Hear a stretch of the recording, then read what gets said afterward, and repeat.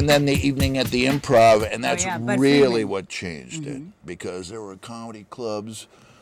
In 1984, there were 40 comedy clubs in America. In 1989, there were 440. Wow. There were 3 full-time clubs in Knoxville, Tennessee. A situation which does not persist. And the evening at the Improv and cable TV kind of. So all you needed to be a headliner in 1989 was 45 minutes and a car. The car is very important. The car at that time was very important. In fact, now if you have a car, you still, in open mics and stuff like that, get more time. Yes. Bring everybody with you. That's important. So get a car if you're interested in being a comic. Know somebody with a car. That's true. Go out with a girl with a car. That's always important.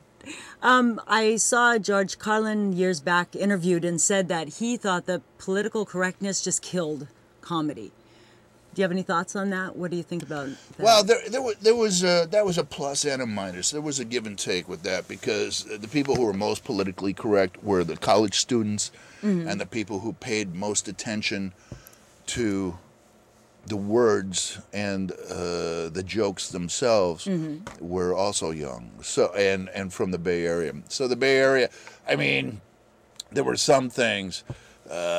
People, every generation loves its fluid jokes. Everybody loves the fluid jokes, and the bodily fluids, and everybody. What's not to love? Yeah, I know the stuff between your toes. What is that? Lovely. Yeah.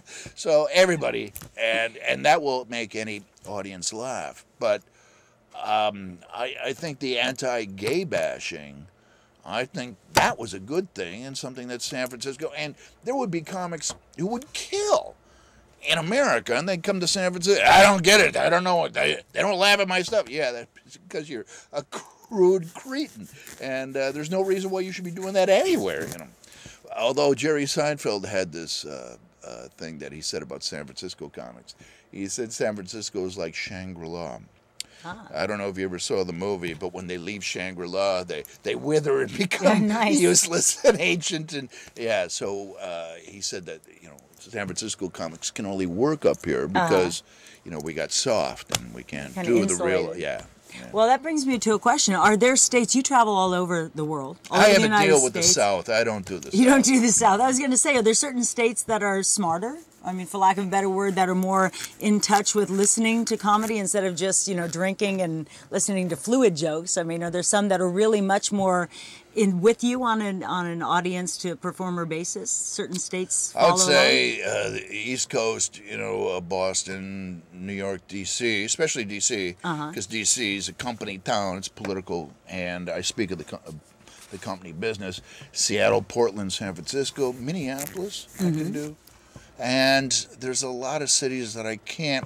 But it also has to do with how the club owner. And how he designs his club by who he brings in. Okay. If he brings in a lot of acts that he wants to sell beer, and we know who they are. Yeah. Yes, we do. Then that audience gets used to that, and they don't want to hear anything else. But if he has a good eye, like Tom Sawyer, the guy who used to run Cobb's, he had a great eye for comedy. And so he would build, and he built that audience. There's the guy in Minneapolis, for no apparent reason. Minneapolis is one of the best clubs in the country, and it's just the way he designed that club. Who he brings in, how he tracks the crowd. That's a good point. I was actually with you and a couple other comics at the Throckmorton when Obama got elected. In just a moment, I thought I saw a tear in your eye, just for the whole fact that now Obama's going to be president. And George Bush is going bye-bye, and all. I could hear a collective moan through the comedy community. What's happening? We've lost our piñata. I'm still in mourning. You. We will never see the likes of George Bush again. I mean, 30 years from now, people will be saying, yeah, this guy's good, but he's no George Bush. Not Reagan. Bush is like if Reagan and Quayle had a kid. I mean, he was that good. He was exponential factor. I mean, he had that kind of that cluelessness and his dyslexia, the way he would screw up his words, and that shot of him trying to get out of the Chinese press conference where he opens the door and I mean, it was just it was a plethora, it was a cornucopia of delights. And Obama is impossible. It's like torching Jesus at a Baptist convention. The audience does not want to hear it. You know, they want to have some hope for a couple of months, you know. So it's going to be tough. You can't make fun of Obama. You can't. They don't want you to. No. It's really their hope. I know. Oh, my God. It's like kicking a small furry thing what are we with big gonna eyes. Do? Yeah. We'll wait. We'll wait. Things will change. Things will morph. We'll get used to them. We'll be comfortable. We'll be over the proudness that the pride that the country has, in that we were able to sweep away our prejudices and actually vote for a Harvard law graduate. Wow. Yeah. You know, people, you read 5 papers a day. 5 papers a day? You know what I do is I read 3 or 4 and then I skim a couple. Oh, okay. Yeah. Okay. Well, that's still a hell of a lot of papers. If you do the New York Times, you know, you don't have to read every article in the USA Today. Trust me. Okay. Yeah. Well, and the Chronicle, you just read for the features. That's it. The comical. Yeah. Yes. Leah Garchik and John Carroll and you know, they get a great sports, you know, section. Great writers there, Bruce Jenkins, Ray Ratto. So I mean, they have great writers at the Chronicle, which is a tradition. I mean, they've always had throughout their, you know, great columnists. But you don't read it for the news. Well, see, that's the thing. People don't read the news right now, and it's kind of scary to me that a lot of the younger generation is now getting their news from the Daily Show and the Colbert Report. And although I love those shows, I don't think that's incredible, just that news source. I mean, where should someone go if they really are interested in learning? Because there's so many biased papers, Fox News, you know, things like that. Where should you go to find the real news, the real story about what's going on? Well, I think everybody, you know, it depends on what your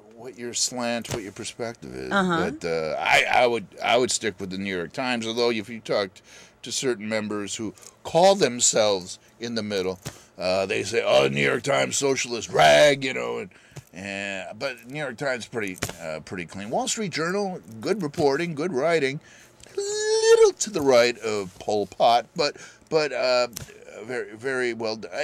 And I don't fault the kids, because it's not the kids or the younger generation. It's not that they're dumb or apathetic. They have a whole different source of input. I mean, their knowledge is so wide, and they know so many things, and they're trying to, you know, juggle like 18 different balls, and they know the internet, and so it's just a different kind of knowledge. It's the same way that my parents said, "Oh, you don't know nothing. You don't know what it's like to earn a living these days," you know. And so every generation feels like that, you know. It's my world, and everybody else is screwing it up. Yeah. Damn them.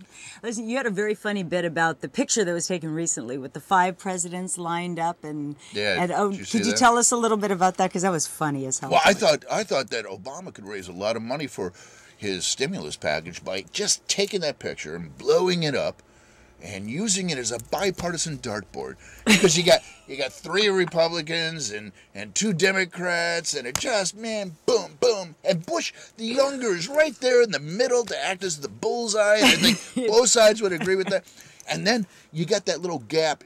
You know that Rat Pack photo that everybody photoshops their picture in outside the sands? They're going to do that with this photo, because there's a little gap between Carter and Clinton don't get along together. They get along like tinfoil and teeth. And so there's a little gap where you can actually Photoshop your head. It's going to be one of the iconic photos of all time. That's amazing. I love it. Tinfoil and teeth.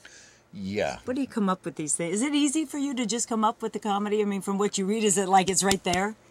Or did you build, you work really hard, or you like the Seinfeld, like staying and editing? I'm not that, I'm not that anal, but I am, I mean that in a good way. I'll take that on post. Oh, it's live, sorry. You're screwed. But not, no, I have a column. I have to write once a week. So tell us quickly, because we're almost out of time. Just go to willdurst.com. Willdurst.com. Will Durst, you're amazing. You're wonderful. Thank you very much for being on the show. Thanks for having me, Miss Christina Marie. Excellent. Yay. Thank you for joining SF Live. I'm your host, Christina Marie Flores. Good night. Thank you, Arnell.